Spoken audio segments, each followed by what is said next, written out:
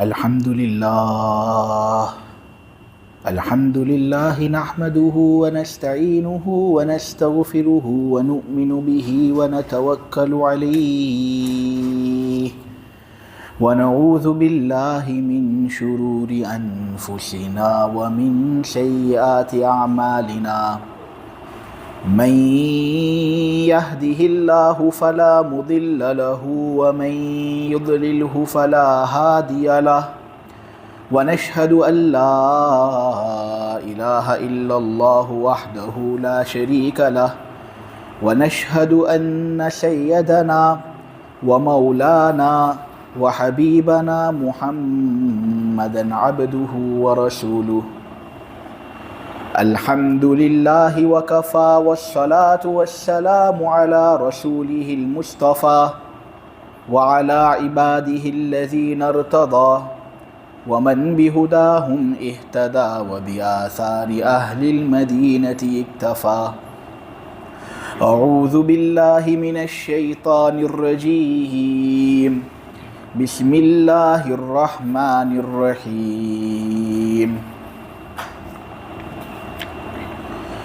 يا أيها الذين آمنوا إذا قيل لكم تفسحوا في المجالس فافسحوا يفسح الله لكم وإذا قيل انشزوا فانشزوا يرفع الله الذين آمنوا منكم والذين أوتوا العلم درجات والله بما تعملون خبير يا أيها الذين آمنوا إذا ناجيتم الرسول فقدموا بين يدي نجواكم صدقة ذلك خير لكم وأطهر فإن لم تجدوا فإن الله غفور رحيم أَأَشْفَقْتُمْ أَن تُقَدِّمُوا بَيْنَ يَدَيْ نَجْوَاكُمْ صَدَقَاتٍ فَإِذْ لَمْ تَفْعَلُوا وَتَابَ اللَّهُ عَلَيْكُمْ فَأَقِيمُوا الصَّلَاةَ وَآتُوا الزَّكَاةَ وَأَطِيعُوا اللَّهَ وَرَسُولَهُ وَاللَّهُ خَبِيرٌ بِمَا تَعْمَلُونَ صدق اللہ العظیم۔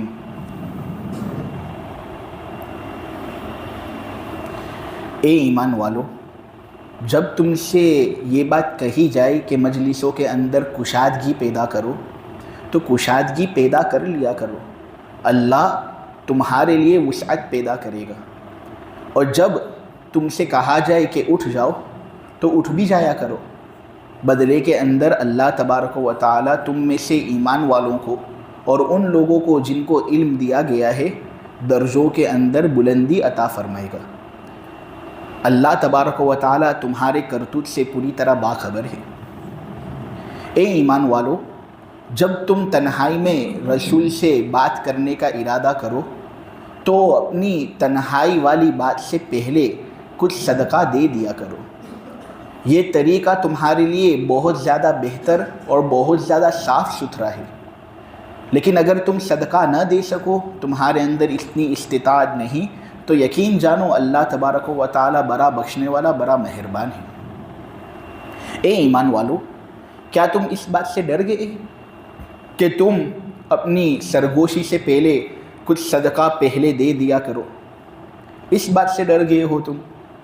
دیکھو، اگر تم صدقہ نہ دے سکو، تمہارے پاس اتنی زیادہ استطاعت نہ ہو اور اللہ نے اس سلسلے کو تم پر معاف بھی کر دیا ہے، تو نماز قائم کرو، زکوٰۃ ادا کرو اور اللہ اور اس کے رسول کا کہنا مانو۔ جو بھی کام تم کرتے ہو اللہ تبارک و تعالی اس سے پوری طرح باخبر ہے۔ اللہ تبارک و تعالی کے فضل سے سورہ مجادلہ کی تفسیر بحمد اللہ آپ لوگوں کے سامنے ہو رہی ہے۔ رمضان کے مہینے کے اندر اس کی تفسیر شروع ہوئی تھی اور چند دن اس صورت کے اوپر گزرے بھی تھے، تو کچھ دور آپ لوگوں کے سامنے میں بیان کر دوں تاکہ آپ لوگوں کو پتہ چلے کہ یہ مضمون کیا چل رہا ہے۔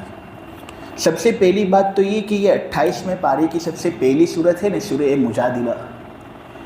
اس کا مطلب ہوتا ہے بحث و مباحثہ کرنے والی عورت، اور اگر اس کو مجادلہ پڑھے تو اس کا مطلب ہوتا ہے بحث و مباحثہ کرنا۔ اس صورت کے اندر چونکہ حضرت خولہ بنت ثعلبہ کا تذکرہ پہلے ہوا ہے، جو بحث و مباحثہ نبی کریم صلی اللہ علیہ وسلم کے ساتھ کرتی تھی، اور انہوں نے ایک مسئلے کے اندر ذرا بحث و مباحثہ کر لی تھی، اس لیے اس صورت کا نام سورہ مجادلہ یا مجادلہ رکھ دیا گیا۔ سورہ منافقون جو ہے نا، جو جمعہ کے دن نماز کے اندر امام صاحب پڑھتے ہیں، یعنی عام متن تو امام صاحب جمعہ کے دن سورہ اعلیٰ اور سورہ غاشیہ پڑھیں گے، لیکن کبھی کبھی سنت یہ بھی ہے کہ وہ سورہ جمعہ اور سورہ منافقون کی تلاوت بھی کریں۔ تو سورہ منافقون جو ہے نا، اس کے بعد یہ سورت نازل ہوئی ہے۔ اس سورت کی ایک خصوصیت یہ ہے، میں آپ لوگوں کو بتاؤں کہ یہ جو 28ویں پارے کی سب سے پہلی سورت ہے نا، سورہ مجادلہ، اگر آپ دیکھو گے نا غور سے تو اس کی ہر آیت کے اندر اللہ کا لفظ ہے۔ آپ دیکھنا اور غور کرنا کہ اس کی جتنی بھی آیتیں ہیں نا، 22 آیتیں ہیں، اس کی ہر آیت کے اندر اللہ کا لفظ ہے۔ یہ اس سورت کی خصوصیت ہے کہ ہر آیت کے اندر اللہ کا لفظ۔ تو یہ سورت اس فضیلت کی جب حامل ہے تو ہمیں اس کی تلاوت کرنی چاہیے۔ اس سورت کے اندر بنیادی طور پر 4 موضوع بیان ہوئے ہیں۔ سب سے پہلا موضوع جو اس سورت کے اندر بیان ہوا ہے وہ ہے زہار کا مسئلہ۔ میں آپ لوگوں کے سامنے یہ بات تفصیلاً بتا چکا ہوں کہ اگر کوئی آدمی اپنی بیوی سے یہ کہہ دے کہ تم میری ماں کی پیٹھ کی طرح ہے، تو پہلے کے زمانے میں ہوتا یہ تھا کہ طلاق واقع ہو جاتی تھی اس سے، لیکن نبی کریم صلی اللہ علیہ وسلم پر جب یہ سورت نازل ہوئی نا، تو یہ بات حضور کے سامنے منکشف ہو گئی کہ اس طرح کہنے سے بیوی پر طلاق نہیں ہوتے۔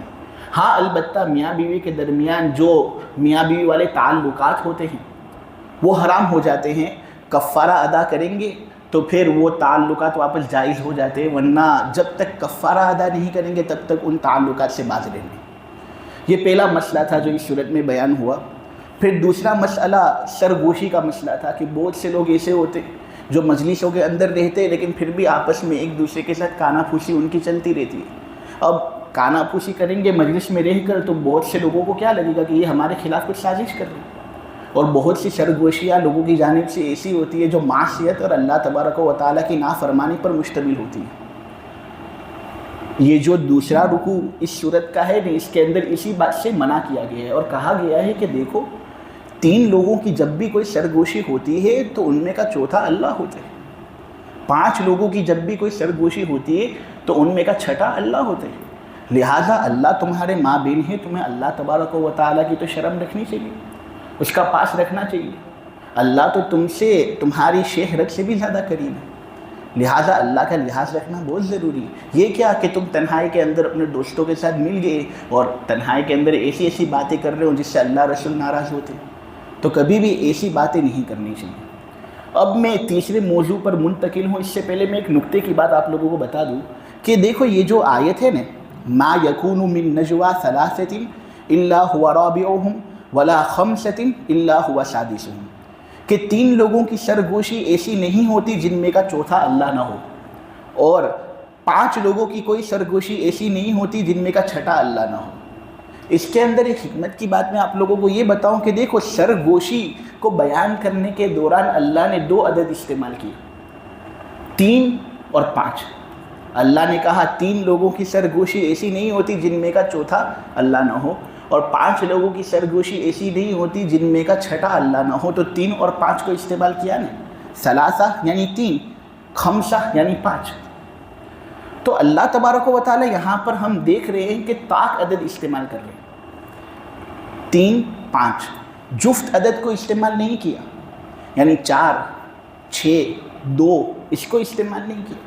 یہ قرآن کریم کی فصاحت اور بلاغت کی بات ہے کہ اتنی باریک باریک چیزوں کو بھی اللہ تبارک و تعالی نے مد نظر رکھا۔ دیکھو سرگوشی ہمیشہ منعقد ہوتی ہے کسی نتیجے پر پہنچنے کے لیے۔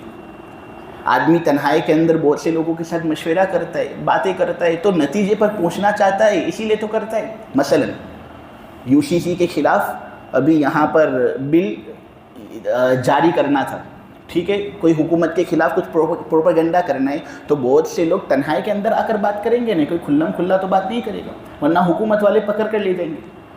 تو تنہائی کے اندر بات کی جاتی ہے نتیجے پر پہنچنے کے لیے.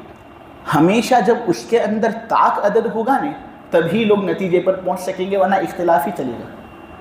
مثلا اگر 4 لوگ تنہائی میں بات کر رہے ہوں تو 2 ایک طرف 2 ایک طرف، 6 لوگ بات کر رہے ہو تو 3 ایک طرف 3 ایک طرف، 8 لوگ بات کر رہے ہو تو 4 ایک طرف 4 ایک طرف، 100 لوگ بات کر رہے ہوں تو 50 ایک طرف 50 ایک طرف. اختلاف باقی رہے گا نہیں. لیکن اگر ہم اس جفت عدد کو طاق میں منتقل کر دیں اور مثلا یہ کہہ دیں کہ سرگوشی کرنے والے 3 لوگ تھے تو ایک ایک طرف اور ایک فیصلہ کرنے والا، وہ فیصلہ کرے گا تو ان دونوں میں سے کسی ایک کے ساتھ مل جا کر ایک طرف 2 ہو جائیں گے تو دوسری طرف 1 ہو جائے گا.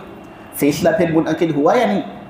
اسی طرح 5 لوگ سرگوشی کرنے تو 2 ایک طرف 2 ایک طرف اور ایک 5واں شخص فیصلہ کرنے والا، وہ فیصلہ کرے گا اور ان 2 پارٹیوں میں سے کسی ایک پارٹی کے ساتھ ملے گا اور پھر فیصلہ غالب ہوگا. تو یہاں پر اللہ تبارک و تعالیٰ یہ ایک بات ہم کو سمجھا رہے ہیں، لیکن اس کے اندر بھی آپ دیکھیں کتنی باریکی کہ اس کا بھی اللہ نے لحاظ رکھا کہ سرگوشی نتیجے پر اسی وقت پہنچ سکے گی اور نتیجے پر پہنچنا اسی وقت متصور ہوگا جب اس کی عدد طاق ہو. تو یہ دلیل ہے اس بات کی کہ اتنی باریکی سے کام کرنے والا کوئی انسان ہو ہی نہیں سکتا.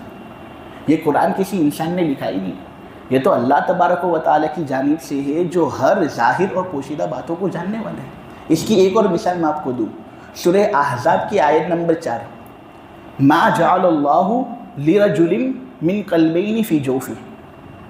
اس آیت کا ترجمہ ہوتا ہے کہ اللہ نے کسی مرد کے سینے میں 2 دل نہیں رکھے. بات صحیح ہے یا غلط ہے؟ بالکل صحیح کہ کسی آدمی کے سینے کے اندر 2 دل ہوتے نہیں ہیں. ہر آدمی کے سینے کے اندر کتنے دل ہوتے ہیں؟ ایک ہی دل ہوتا ہے. اب یہاں پر اللہ نے مرد کا ذکر کیا، عورت کا ذکر نہیں کیا. آپ دیکھیں کہ اللہ نے یہاں پر مرد کا ذکر کیا کہ کسی مرد کے سینے میں 2 دل نہیں ہوتے. عورت کا بھی ذکر اللہ کر سکتے تھے نا، یا یہ کہہ سکتے تھے کہ انسان کے سینے کے اندر 2 دل نہیں ہوتے، جس میں مرد بھی آ گیا عورت بھی آ گئی. لیکن مرد کا خصوصی کے ساتھ تذکرہ کرنا یہ بہت عقل مندی کی بات ہوئی، اس لیے کہ عورت پر ایک وقت ایسا آتا ہے جب اس کے سینے میں 2 دل جمع ہو جاتے ہیں. اب تم پوچھو گے کب؟ جب وہ حاملہ ہوتی ہے تب. جب بچہ اس کے پیٹ کے اندر ہوتا ہے تو پھر اس کے سینے کے اندر کتنے دل ہوتے ہیں؟ ایک بچے کا دل اور ایک خود کا دل. اللہ نے اس بات کا بھی لحاظ رکھا نے. پھر جوف کا اصل معنی ہوتا ہے پیٹ.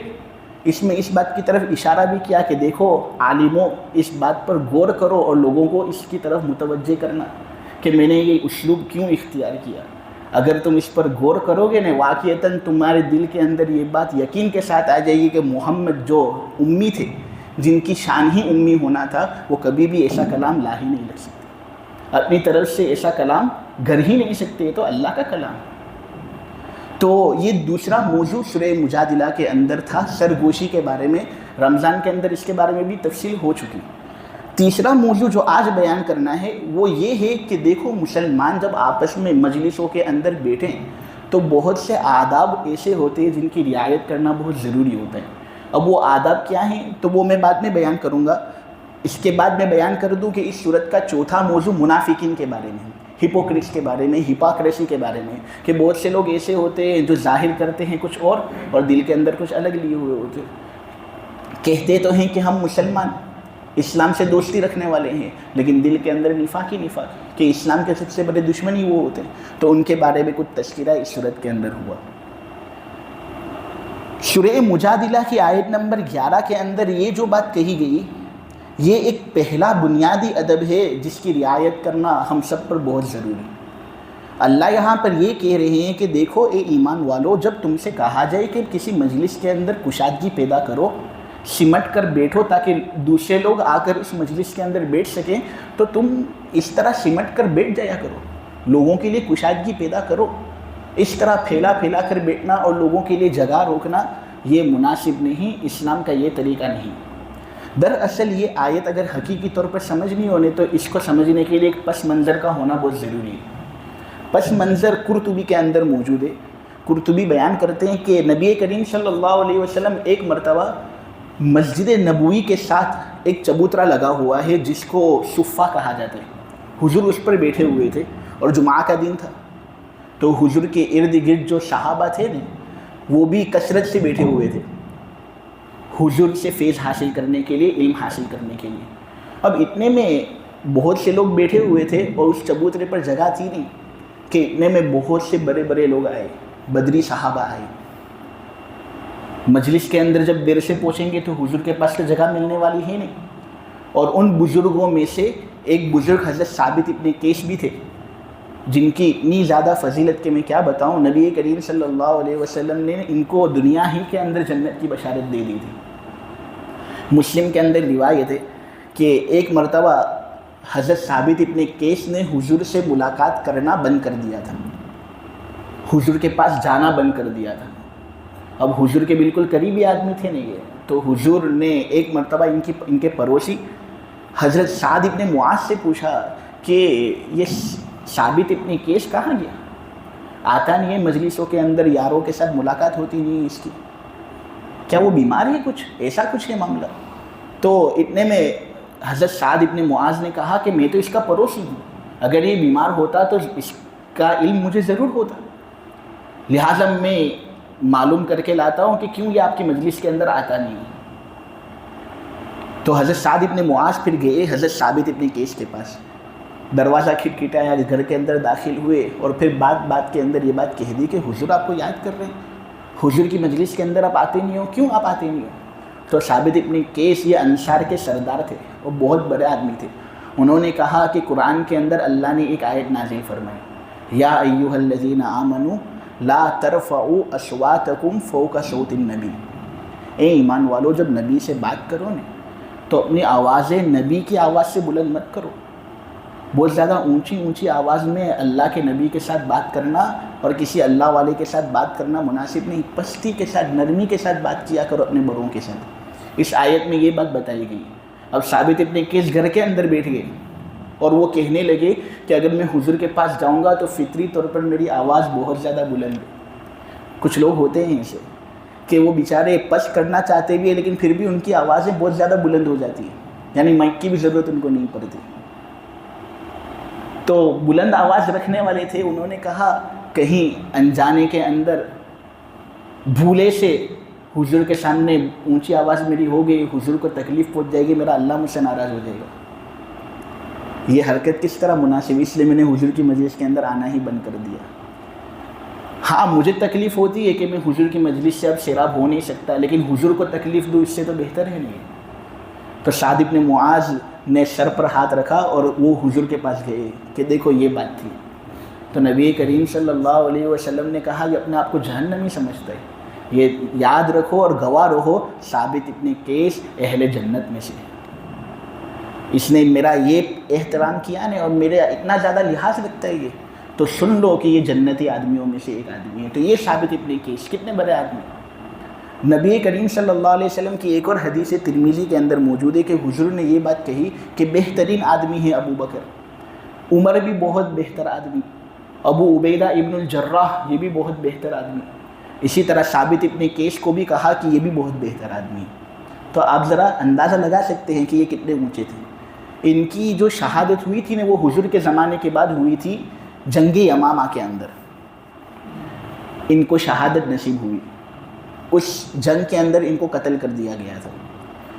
حضرت خالد ابن ولید اس وقت کمانڈر تھے اور یہ اس فوج کے اندر شریک تھے کہ جب ان کا انتقال ہوا نا تو حضرت خالد ابن ولید کو خواب کے اندر حضرت ثابت ابن قیس کی زیارت نصیب ہوئی۔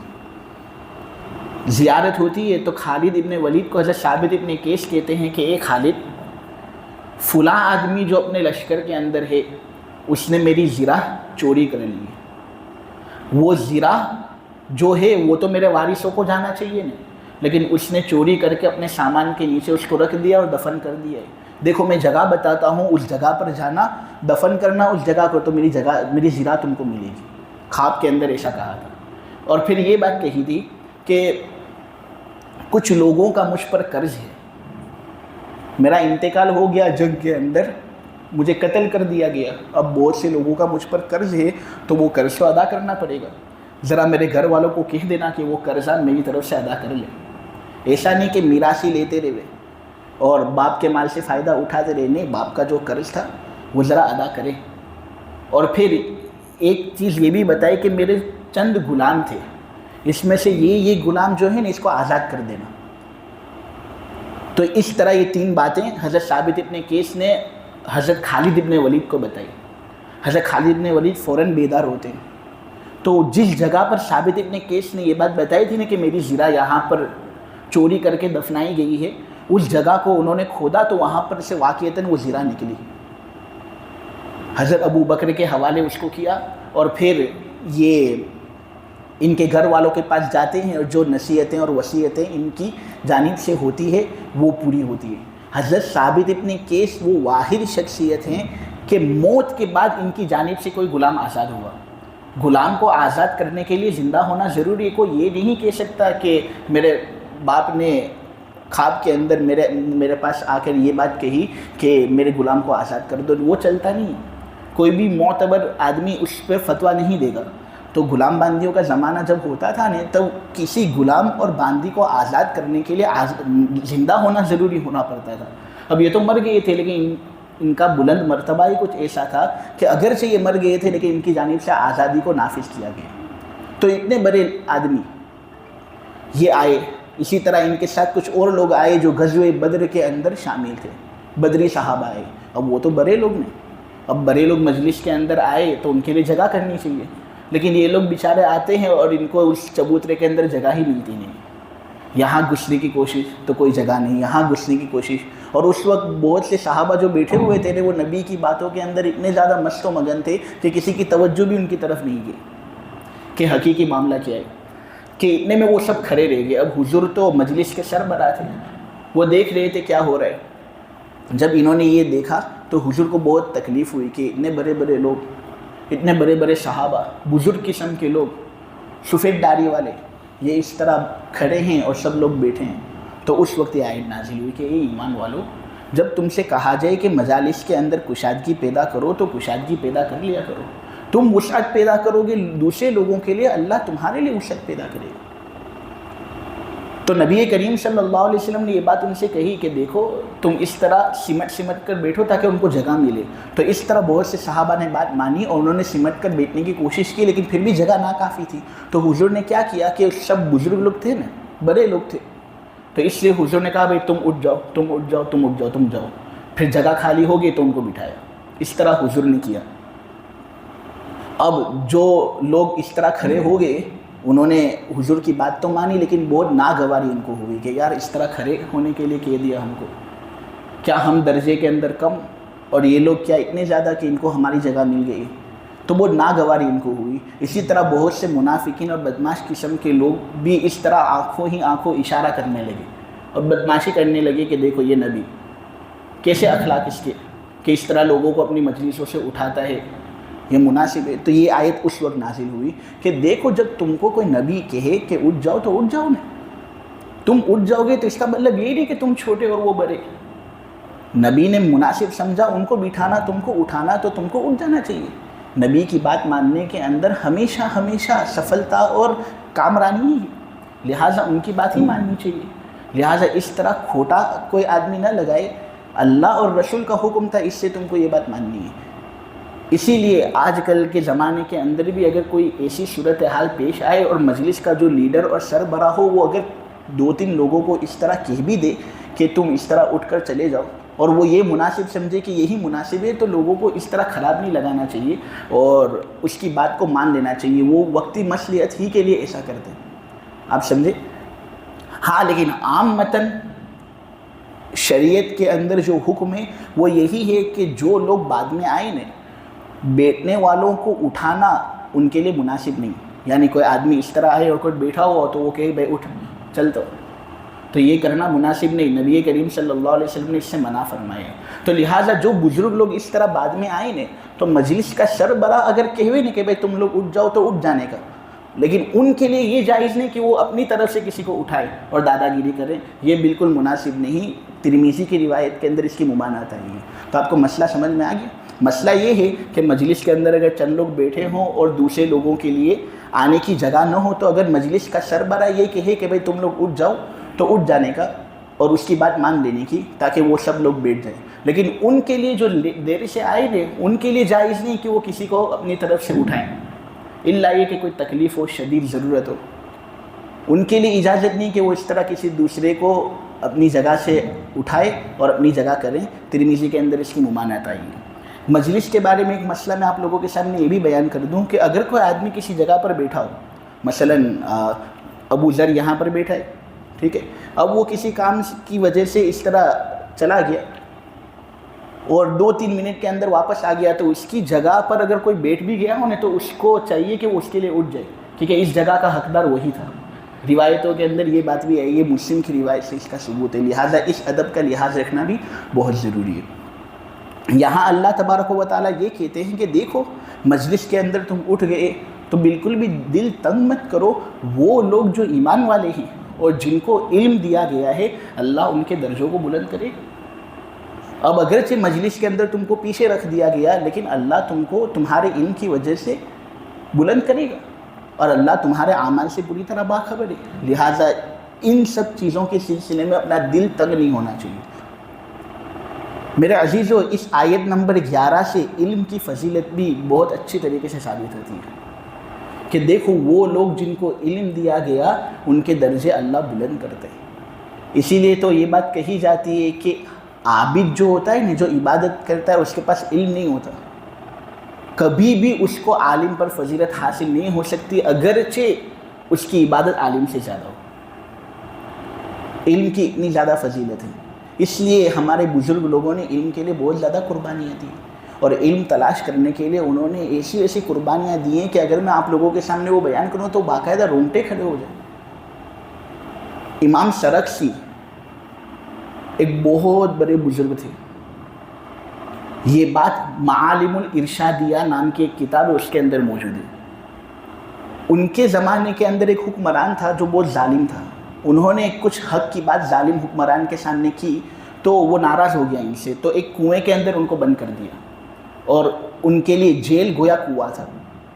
اب وہ ظلم کرے گا تو علماء ہی اس کے خلاف بولیں گے نہیں، اور آپ دیکھیں تاریخ کے اندر ہمیشہ ظلم کے خلاف سب سے پہلی آواز علماء ہی نے اپنی طرف سے بلند کی ہے۔ تو انہوں نے دیکھا کہ ظلم ہو رہا ہے، اس لیے انہوں نے آوازیں بلند کی، تو ایک کنویں کے اندر ان کو بند کر دیا گیا۔ میرے عزیزو، 15 سال تک یہ کنویں کے اندر محبوس رہے، منحصر رہے، 15 ایئرز۔ اب کنویں کے اندر جب یہ بند تھے تو کھانے کے لیے بھی کوئی چیز تھی نہیں، کتابیں بھی کوئی چیز تھی نہیں، لیکن کھانا پینا تو درکنار، ان کو سب سے پہلی فکر یہ تھی کہ اب میں کنویں کے اندر 15 سال تک رہنے والا ہوں تو اپنا علم دوسرے لوگوں تک میں آگے کس طرح پہنچاؤں گا، سب سے پہلی فکر یہ۔ تو ہوتا یہ تھا کہ ان کے شاگرد لوگ آتے تھے اور کنویں کے ارد گرد بیٹھ جاتے تھے، اور اس طرح استاذ کنویں سے سبق سناتا اور اس طرح اس کے شاگرد لوگ وہ سبق لکھ لیتے تھے۔ 15 سال تک امام سرخسی نے یہ کام کیا، تو ایک کتاب انہوں نے امت کے سامنے پیش کی جس کا نام تھا مبسوط، اور آج 30 جلدوں کے اندر وہ شائع ہے۔ 30 جلدوں کے اندر اتنی بڑی کتاب انہوں نے لکھی، اور کس طرح کنویں کے اندر یہ محبوس تھے اور ان کے شاگرد لوگ اوپر آ جاتے تھے، بولتے تھے اور وہ لکھ لیتے تھے، اس طرح انہوں نے مبسوط نام کی کتاب لکھی۔ یہ علم کے لیے قربانی۔ امام شافعی کی ایک قربانی میں آپ لوگوں کے سامنے بیان کروں، سیر اعلام النبلاء نام کی ایک کتاب کے اندر ہے، اور رمضان کے اندر یہ واقعہ میں آپ لوگوں کو سنا بھی چکا ہوں۔ امام شافعی ایک مرتبہ بیٹھے ہوئے تھے کہ ایک بزرگ امام شافعی کے پاس آتے ہیں، اور وہ اس طرح ٹیک لگا کر بیٹھے ہوئے تھے۔ وہ بزرگ جب امام شافعی کے پاس آتے ہیں تو بزرگ کو دیکھ کر، چونکہ ایک عالم بزرگ کی قدردانی کرتا ہے، اور جوان کو برے لوگوں کی قدردانی کرنی چاہیے، یہ وہ لوگ ہوتے ہیں کہ اللہ تبارک و تعالیٰ بھی ان کا لحاظ رکھتا ہے، تو ہمیں بھی ان کا لحاظ رکھنا چاہیے۔ تو ہمیشہ برے لوگوں کے ساتھ اور بڑے لوگوں کے ساتھ تو ہم کو عزت کے ساتھ ہی رویہ اختیار کرنا ہے، کبھی بھی ان کا دل ہماری جانب سے تکلیف کے اندر مبتلا نہ ہو، یہ بات جوانوں کے لیے بہت ضروری۔ تو اس طرح امام شافعی ٹیک لگا کر بیٹھے ہوئے تھے، وہ بزرگ آئے تو فوراً اس طرح سیدھے کھڑے ہو گئے۔ بزرگ نے آ کر امام شافعی سے سوال کیا کہ تم مسئلے بہت بتاتے ہو، یہ مسئلے کی دلیل کہاں سے لاتے ہو؟ تو انہوں نے کہا قرآن سے۔ اگر قرآن میں وہ مسئلہ نہیں ملا تو پھر حدیث سے، حدیث کے اندر اگر وہ مسئلہ نہیں ملا تو پھر کہاں سے تم لوگ مسئلہ لاتے ہو؟ تو پھر امام شافعی نے کہا اجماع امت سے، یعنی امت کے جو بڑے بڑے علماء ہیں وہ سب مشورہ کرتے ہیں اور ایک نتیجے پر پہنچتے ہیں، اور وہ نتیجے کو سب کے سامنے پیش کرتے ہیں، یہ بھی مسئلہ بتانے کا ایک طریقہ ہے۔ تو اس بزرگ نے کہا اچھا، قرآن کی بات تو سمجھ میں آتی ہے، حدیث کی بات سمجھ میں آتی ہے لیکن تم لوگ سب چند علماء اس طرح مشورہ کر کے مسئلہ بتا دیتے ہو، اس کی کیا دلیل؟ یعنی یہ معتبر ہے، اس کی کیا دلیل؟ تو پھر انہوں نے کہا کہ قرآن کی آیت سے اس کا ثبوت ہے. تو انہوں نے کہا کون سی آیت بتاؤ. اب امام شافعی اتنے بڑے عالم لیکن ان کو اس وقت آیت معلوم نہ ہوئی. امام شافعی بھی چہرہ دیکھتے رہ گئے، وہ بزرگ بھی چہرہ دیکھ رہے. تو امام شافعی بہت گھبرا گئے کہ یار مجھے اس سوال کا جواب نہیں آتا.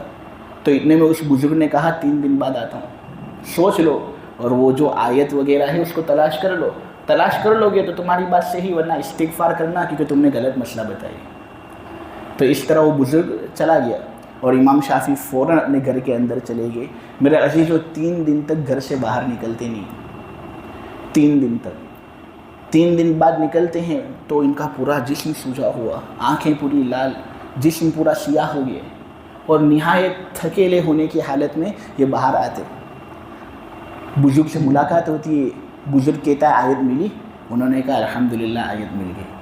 سورہ نساء کی آیت نمبر 115 ہے وَمَن يُشَاقِقِ الرَّسُولَ مِن بَعْدِ مَا تَبَيَّنَ لَهُ الْهُدَىٰ وَيَتَّبِعْ غَيْرَ سَبِيلِ الْمُؤْمِنِينَ نُوَلِّهِ مَا تَوَلَّىٰ وَنُصْلِهِ جَهَنَّمَ وَسَاءَتْ مَصِيرًا. اس کے اندر یہ بات ہے کہ ایمان والوں کا جو اجماعی راستہ ہے اس کے پیچھے چلو. ان لوگوں کا جو راستہ اختیار نہیں کرتا اور کوئی دوسرا راستہ اختیار کرتا ہے، بڑی جماعت جو ہے اس راستے کو چھوڑ کر کوئی چھوٹی جماعت کو دیکھ لیتا ہے تو یہ مناسب نہیں. ہمیشہ ایمان والوں کی جو جماعت ہے نا اس کی پیروی کرنی چاہیے. اس آیت کے اندر یہ بات ہے. تو اس سے وہ مسئلہ نکلا کہ دیکھو اگر امت کے چند علماء جمع ہو جائیں ایک مسئلے پر تو وہ مسئلہ حق ہو جائے. تو یہ آیت سنا دی. بزرگ نے کہا شاباش ماشاءاللہ بہت اچھا، تم نے جو بات کہی تھی وہ بات بالکل صحیح. اتنے میں چند مریدین امام شافعی کے ان کے پاس آ گئے. تو امام شافعی نے کیا کہا معلوم ہے؟ میرے عزیزو 3 دن تک میں اس سوال کے جواب کے اندر مشغول تھا. اس ایک آیت کو تلاش کرنے کے لیے میں نے 3 دن کے اندر 9 مرتبہ قرآن پڑھا. 9 مرتبہ میں نے قرآن 3 دن کے اندر پڑھا اور وہ بھی سوچ سمجھ کر تاکہ وہ آیت مجھے مل جائے. تو یہ تھے ہمارے بزرگ جو ایک ایک مسئلے کو بتانے کے لیے 9 مرتبہ قرآن پڑھتے تھے. یہ علم کی فضیلت اور علم کے لیے ان کی قربانی. ان کے اندر ایک علم کا چسکا تھا کہ یہ چیز تو ہم کو حاصل ہونی چاہیے کیونکہ ان کو معلوم تھا نا کہ علم کی بڑی فضیلت ہے. اس لیے یہ چسکا پھر ان کے دل و دماغ سے نکلتا نہیں تھا. ایک بہت بڑے بزرگ ہے ابو الحسن بنان الزاہد ان کا نام ہے. ان کے زمانے میں ایک بادشاہ تھا جس کا نام تھا احمد ابن طولون. بہت ظالم بادشاہ تھا. شجرات الذہب کے اندر یہ بات لکھی ہے کہ 18,000 لوگوں کو اس نے اسی طرح قتل کر دیا تھا ظلمن. کتنا ظالم ہوگا. یعنی اس زمانے میں تو اس طرح بم وغیرہ تو تھا بھی نہیں. لوگوں پر اتنا زیادہ ظلم شاید ہی کوئی 1-2 لوگ کرتے ہوں. اس زمانے میں اس نے 18,000 لوگوں کو اس طرح ناحق قتل کیا تھا. تو اب یہ تھا بڑا بدماش آدمی اور اس کے خلاف عالم ہی آواز اٹھائے گا. تو ابو الحسن بنان الزاہد جو ہیں نا انہوں نے ان کے خلاف آواز اٹھائی جس کی وجہ سے اس نے یہ کہا کہ تجھے میں بھرے مجمع کے اندر قتل کروں گا. تجھے ایک میدان کے اندر لاؤں گا اور ایک شیر کو تیرے پیچھے چھوڑوں گا تاکہ شیر تجھے سب کے سامنے قتل کر دے. انہوں نے کہا شیر لانا ہو جو بھی لانا ہو میرے کو کچھ فرق نہیں پڑتا. تو اتنے میں پورا میدان اس نے تیار کیا. بہت سے لوگ دیکھنے کے لیے آئے اور شیر پنجرے کے اندر تھا. شیر کو اس کے سامنے چھوڑ دیا. یہ واقعہ بالکل حقیقی واقعہ ہے. اب وہ شیر ان کے پیچھے جاتا ہے. اتنے میں یہ بیٹھ جاتے ہیں اور اپنی نظر نیچی کر لیتے ہیں، اپنا سر بھی اس طرح نیچا کر لیتے ہیں. وہ شیر جاتا ہے تو پہلے تو کچھ دوڑ کر جاتا ہے لیکن پھر دیکھتا ہے کہ یہ آدمی تو بھاگ ہی نہیں رہا. تو وہ پھر آہستہ جاتا ہے اور قریب ہوتا ہے اور سونگھنا شروع کرتا ہے اور اس طرح قریب ہوتا ہے اور پھر بھیگی بلی کی طرح بیٹھ جاتا ہے سامنے. کھاتا ہی نہیں. تو بہت سے لوگ تعجب میں کہ شیر بھی ان کے سامنے بالکل بھیگی بلی کی طرح عاجز ہو گیا. ایسا تو کون سا عمل انہوں نے کیا ہوگا. تو بہت سے لوگوں نے ان کو پوچھا کہ حضرت آپ کیا کر رہے تھے اس وقت جب شیر کو آپ کے پیچھے چھوڑ دیا گیا؟ اس وقت آپ کس سوچ میں تھے؟ انہوں نے کہا مجھے اللہ پر بھروسہ تھا اور ایمان والوں کو تو اللہ ہی پر بھروسہ کرنا چاہیے. مجھے معلوم تھا کہ میں نے کوئی گناہ تو کیا نہیں. یہ ظالم لوگ میرے پیچھے پڑ گئے تو گنڈے قسم کے لوگ ہیں. ان کا کام ہی ہے لوگوں کو پریشان کرنا. مجھے معلوم ہے کہ یہ میرا کوئی بال بھی بگاڑ نہیں سکتا. تو میں اس سے کیوں گھبراؤں؟ مجھے تو اللہ پر بھروسہ ہے، اللہ مجھے بچائے گا، تو مجھے تو پہلے سے معلوم تھا کہ شیر مجھے کھانے والا ہے نہیں، لیکن دراصل میں نے میرا سر اس لیے جھکایا تھا کہ میں سوچ رہا تھا کہ چلو شیر کھائے گا نہیں، لیکن شاید وہ مجھے سونگے گا، زبان وغیرہ لگائے گا، تو شیر کا لعاب کیا پاک ہے یا ناپاک ہے؟ کیونکہ اگر ناپاک ہوگا تو پھر نماز میری ہوگی نہیں۔ تو اس مسئلے کے اندر ذرا میں الجھا ہوا تھا، اس لیے میں نے اپنے سر کو نیچے رکھا تھا۔ لوگ کہنے لگے سبحان اللہ، یہ تو موت کے دہانے پر کھڑے تھے اور اس طرح مسائل کے اندر لگے ہوئے۔ تو یہ چسکا ہوتا ہے ان کا، جو بہت سے لوگوں کو پہلے تھا اور آج کے زمانے میں بہت سے لوگوں کو ہے۔ تو ایسے لوگوں کو یہ بات سن لینی چاہیے کہ جو لوگ اس طرح ان سے متصف رہتے ہیں نا، اللہ ایسے لوگوں کے درجوں کو بلند کرتا ہے اور اللہ ایسے لوگوں کو بہت زیادہ عزت دیتا ہے۔ اللہ تبارک و تعالیٰ اس طرح ہمارے کرتوت سے پوری طرح باخبر ہے۔ یہ جو تفسیر آج ہوئی، یہ سورہ مجادلہ کی آیت نمبر 11 کی تفسیر تھی۔ اب سورہ مجادلہ کی آیت نمبر 12 اور 13، تو اس کا مضمون کچھ دوسرا ہو رہا ہے، اس کی تفسیر انشاءاللہ آئندہ ہفتے کریں گے۔ سبحانک اللہم بحمدک وتبارک اسمک وتعالی جدک ولا الہ غیرک، لا الہ الا اللہ الاحد الصمد الذی لم یلد ولم یولد ولم یکن لہ کفوا احد، لا الہ الا اللہ الحنان المنان بدیع السماوات والارض ذو الجلال والاکرام، اللہم صلی علی سیدنا مولانا محمد النبی الامی وعلی آلہ وسلم تسلیما، یا رب صلی وسلم دائما ابدا علی حبیبک خیر الخلق کلہم۔ اے اللہ ہمارے گناہوں کو معاف فرما، مولا ہماری خطاؤں سے درگزر فرما، بے شک مولا ہم نے بڑے گناہ کیے ہیں، اے اللہ بے شک ہم نے تیری بڑی نافرمانیاں کی ہیں، اے اللہ جتنے بھی ہم سے گناہ ہوئے ہیں تمام کو معاف فرما دے، اے اللہ ہماری سیئات کو حسنات سے مبدل فرما دے، تو تیری مرضیات پر ہمیں زیادہ سے زیادہ چلا کر تیری نام مرضیات سے ہماری پوری پوری حفاظت فرما، اے اللہ اے اللہ اے اللہ اس تفسیر کو قبول فرما، اے اللہ ہم انسان بشر ہیں، شاید بولنے کے اندر کچھ غلطی ہو جاتی ہو، اے اللہ اگر کوئی غلطی ہو جاتی ہو تو ہمیں معاف کرنا اس پر، اے اللہ اور ہماری اصلاح فرمانا، مولا کریم قرآنی انوارات سے ہمارے دلوں کو منور فرما دے، علم کی سچی پکی محبت ہمارے سینوں کے اندر ڈال دے، اے اللہ مجالس کے اندر وسعت پیدا کرنے کی توفیق ہم سب کو نصیب فرما، اور اے اللہ تیرے احکام پر چلنے کی ہم سب کو توفیق عطا فرما، اے اللہ یہ بیٹھنے والے بیٹھتے ہیں تیری رضامندی کو حاصل کرنے کے لیے بیٹھتے ہیں مولا، ورنہ آج کے زمانے میں کون بیٹھتا ہے مولا کریم، یہ لوگ جو بیٹھے ہوئے ہیں ان کی ہر جائز تمنائیں اور مرادوں کو پورا فرما، یہ لوگ بیٹھتے ہیں تو مجھے راضی کرنے کے لیے نہیں بیٹھتے، اے اللہ ان کو راضی کرنا تجھے ہوتا ہے، وہ تیری رضامندی حاصل ہی کرنے کے لیے بیٹھتے ہیں، اے اللہ ان کا اس طرح بیٹھنا قبول فرما دے، ان کے لیے جنت کے فیصلے فرما دے، اور اے اللہ ان کے صدقے توفیل میں تو میری بھی مغفرت فرما، اور اے اللہ میرے لیے بھی جنت کے فیصلے فرما، دنیا آخرت دونوں جگہوں میں اے اللہ عزت دینا، ذلتی سے اے اللہ تو ہم سب کی پوری پوری حفاظت فرمانا، طاقت سے نوازنا، قوت سے نوازنا، تندرستی سے نوازنا، بیماری کمزوری ضعف لاغری سے ہماری پوری پوری حفاظت فرمانا، علم سے نوازنا، جہالت سے پوری پوری حفاظت فرمانا، اے اللہ بہت سے لوگ روزی کی لائن سے بڑے پریشان ہیں، تن دستی کے اندر مبتلا ہیں، اے اللہ دن بھر کماتے ہیں لیکن رات کے وقت تک 500 روپے بھی ان کے جیب کے اندر جمع نہیں ہوتے، اے اللہ تو ان کی جھولیوں کو بھر دے، رزق سے سب کو مالا مال فرما،